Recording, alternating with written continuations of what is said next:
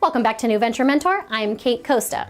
As many of you know, I've spent the past 2 years as an entrepreneurial nomad, moving to a different country every couple of months and exploring the entrepreneurial ecosystems in each.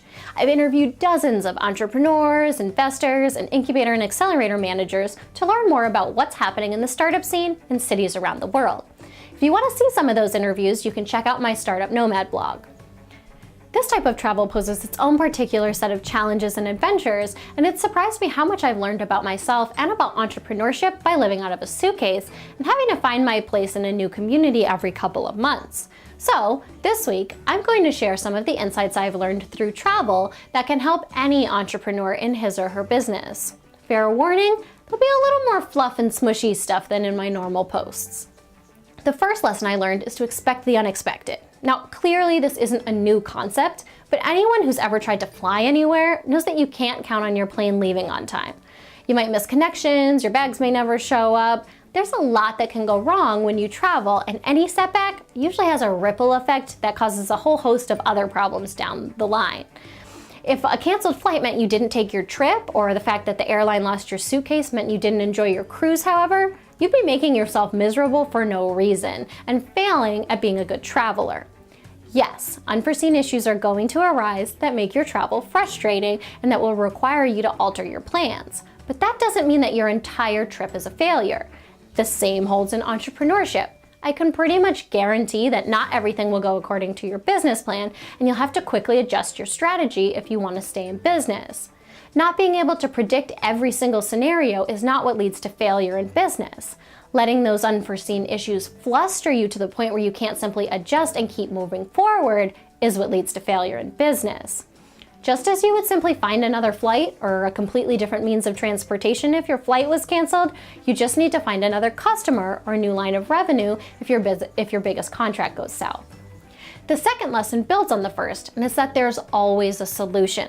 As I just said, if your flight is canceled, you find another way. If a customer goes to a competitor, you adjust. When properly managed, it's incredibly rare that a business will fail because of one bad bit of luck. What's more common is that an issue in a business is not addressed, and so it cascades outward, causing a whole host of other problems in the business, which in combination eventually lead to its failure. Adjusting your business strategy when an issue arises is no different than changing your itinerary to account for bad weather. There's a solution out there, just don't panic and you'll find it. Still building on the first two lessons here, number 3 is that you control how you react. We've all seen those jerks that have complete meltdowns if there's a flight delay or start screaming if the wrong kind of pillow was put in their hotel room. Sometimes there are even those awful people who go to a country where English is not the native language and are somehow enraged when they come across someone who doesn't speak English. Now, imagine if a tourist came to see the Grand Canyon and then started cussing the tour guide out for not speaking Chinese or German. It's ridiculous, and quite frankly, you're not very likely to see anyone but a person from the good old US of A behave that way. Given the poor behavior of some that I've seen, when I travel, I'm always incredibly conscious of how I present myself, because I know that there are stereotypes of how Americans behave out there, and I never want to perpetuate those stereotypes. So, even when something really frustrates me while I'm abroad, I make a conscious decision not to react to it. It began because I didn't want to be that hot-headed American. But then I realized that it was really nice to just let stuff roll off my back. It made life way more enjoyable. And then I had an epiphany. If I can control how I react when I'm abroad, and that choice makes life better for me, I can control how I react wherever I am. I used to roll my eyes and be annoyed when people would say that it's up to you how you feel about a situation. But now I'm a believer. It's just a muscle that needs to be exercised, and you'll get better and better at consciously choosing your reaction to situations the more you do it. And there's no place where this skill is more useful than in entrepreneurship. Being an entrepreneur is stressful, uncomfortable situations will constantly be thrown at you, and your every action will affect the reputation of your business because you are the owner. Therefore, the ability to control how you react to certain unexpected issues or problem customers will have an incredible impact not only on your business's likelihood of success, but also on your own sanity and happiness as a business owner. Oh my God, I'm really tempted to splice in some of my favorite renditions of Let It Go from Frozen here. but I'll resist. You're welcome. One way to help yourself out with controlling how you react to things is to realize that you can't know the intent behind someone's actions. Different cultures have different cultural norms, so you don't always know why someone's doing the things they're doing. For example, I've been out to eat abroad with many people from the United States who become frustrated or even angry about the service at restaurants because they feel that the waitstaff isn't attentive enough. They don't come check in often enough, they don't automatically bring the check when they see you're done eating, stuff like that. So they decide that the server is lazy, not paying attention, or has some problem with them personally.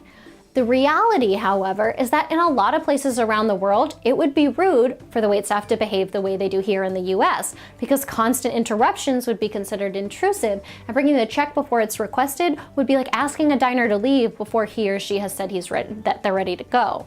In the past, as soon as I've explained this, the people I'm with completely change their emotional state and their demeanor. It's like a flip is switched and they're just no longer pissed. In this situation, they thought they knew the intent behind the action, and their assessment of that intent made them angry. But they were wrong, and the same applies in business. You have no idea why your jerk customer is acting like a jerk or why your supplier is raising prices.